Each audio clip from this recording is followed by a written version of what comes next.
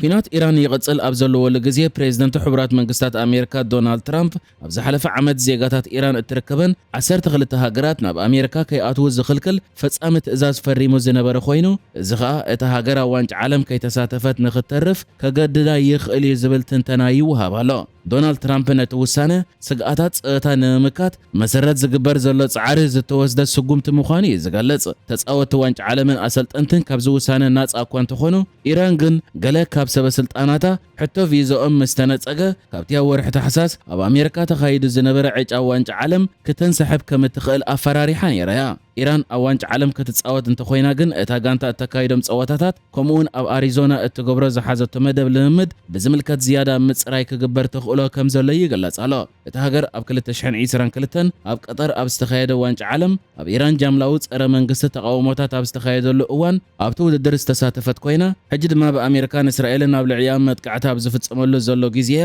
እዚ ኣብ ዋንጫ ዓለም ናይ ምስታፍ ሕቶ ደጊሙ ዝለዓል ዘሎ። ዶናልድ ትራምፕ ግን ኢራን ኣብ ዋንጫ ዓለም ትሳተፍ ኣይትሳተፍ ከም ዘይግድሶ ብምግላጽ ግብረ መልሲ ሂቡ ዝርከብ። ብወገን ኢራን ድማ ሰበስልጣን እታ ሃገር ብዛዕባ ሱታፈ ዋንጫ ዓለም ኣመልኪቱ ሂቦም ኣብ ዘለዎ ግብረ መልሲ ምስቲ ኣጋጢሙ ዘሎ ነገር ምስቲ ኣሜሪካ ዝፈጸመቶ መጥቃዕቲ ንዋንጫ ዓለም ብሃንቀውታ ክንጽበየና ዝብል ግምት የለን። እንተኾነ ግን እቶም ሓለፍቲ ናይ ስፖርት እዮም ዝውስንዎ ብምባል ግብረ መልሲ ተዋሂቡሎ።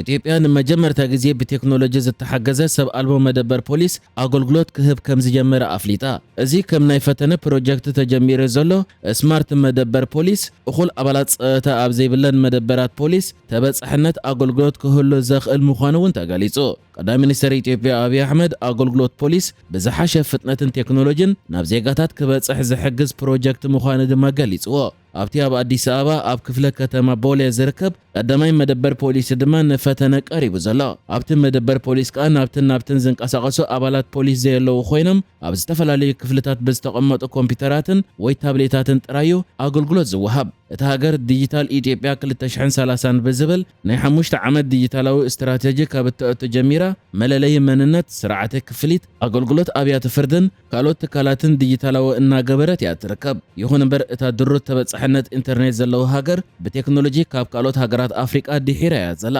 ብተወሳኺ ብሰንኪ ግጭታትን ኩናትን ኣገልግሎት ኢንተርኔት ብተደጋጋሚ ይቋረጽ እዩ። ኣብ ኢትዮጵያ ዲጂታላዊ ተበጻሕነት ዘይምዕሩይ ኮይኑ ውድብ ትምህርቲ ሳይንስን ባህልን ውድብ ሕቡራት ሃገራት ኣብ ዝሓለፈ ዓመት ኣብ ዘርግሖ ጸብጻብ 79% ካብ ህዝቢ ኢትዮጵያ ኢንተርኔት ከም ዘይረክብ እዩ ሓቢሩ ነይሩ።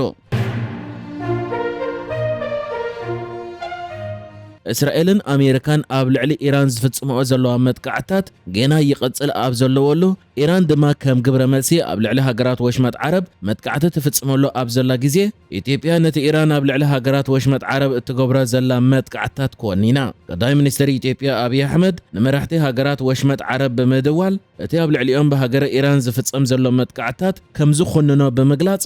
እተን ሃገራት ድማ ነብሰን ክከላኸላን ፀጥተንን ምርግጋእን ከውሕሳ ምሉእ ዓቕሚ ከም ዘለወን እምነት ናይ ኢትዮጵያ ምዃኑ ከም ዝገለጸ እውን ተሓቢሩ። እቲ ቀዳማይ ሚኒስትር ኢትዮጵያ ኣብይ ኣሕመድ ምስ ሃገራት ዓረብ ገይርዎ ዘሎ ርክብ ገሊኡ ዕላውን ዘይዕላውን ኮይኑ ክሳብ ሕጂ ብዕሊ ምስ ወራሲ ዓራት ንግስነት ኩዌትን ምስ ልኡል ሃገረ ቀጠርን ገይርዎ ዘሎ ርክብ እዩ ብዕሊ ተገሊጹ ዘሎ። ክልቲአን ሃገራት ድማ ንደወል ቀዳማይ ሚኒስትር ኢትዮጵያ ኣብይ ኣሕመድ ብምምስጋን ኢትዮጵያ ኣብዚ ተኣፋፈ ኩነታት ኣብ ጎነን ጠጠው ምባላ ዘለወን ሓጎስ ብምግላጽ ኣብ መንጎ ሃገራቶም ዘሎ ክልታዊ ዝምድናታት ኣተኲሮም ድማ ከም ዝተዛተዩ ተገሊጹ።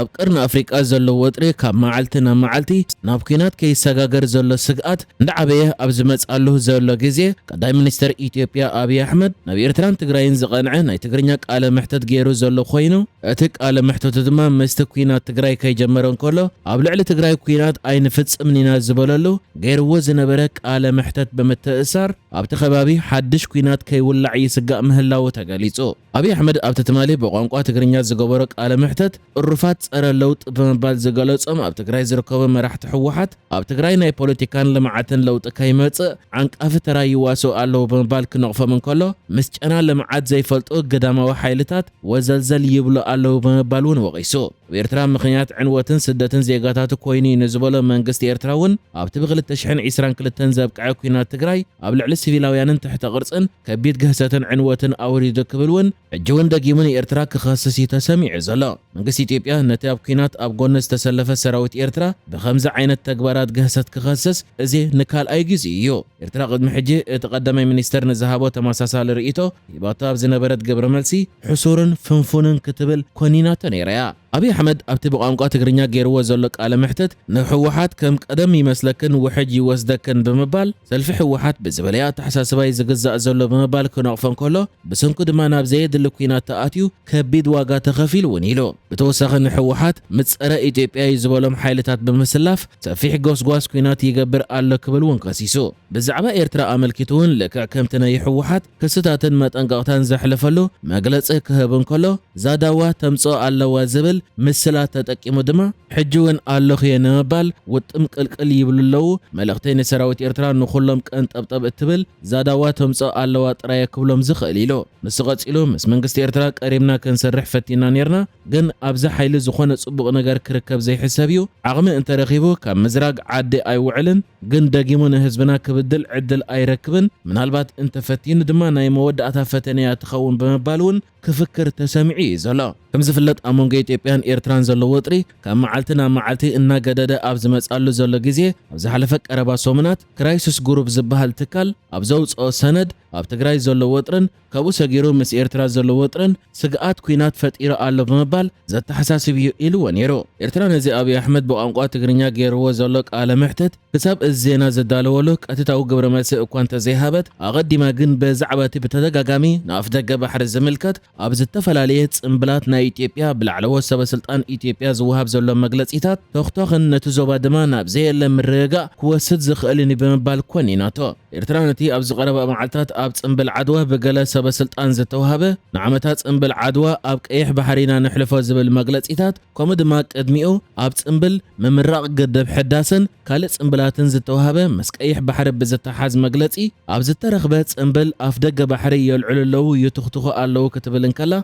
اتناي مسفحفح حساب دما أبزوباو سلام دحنتن كبيت سعبينات كهلو ويخقليو زيد العقرقرن قجتن دما كفتر يخقلي بمبال ارنا أفريقا ازناي مدنقارن زي حقاون أجندا سلف بلسقنا زي كونه حقاون هقراون زمدناتاتي زقوب بمبال بمن قدي منستر زينا أيامانا قبر مسكال قبر ملسيه بايا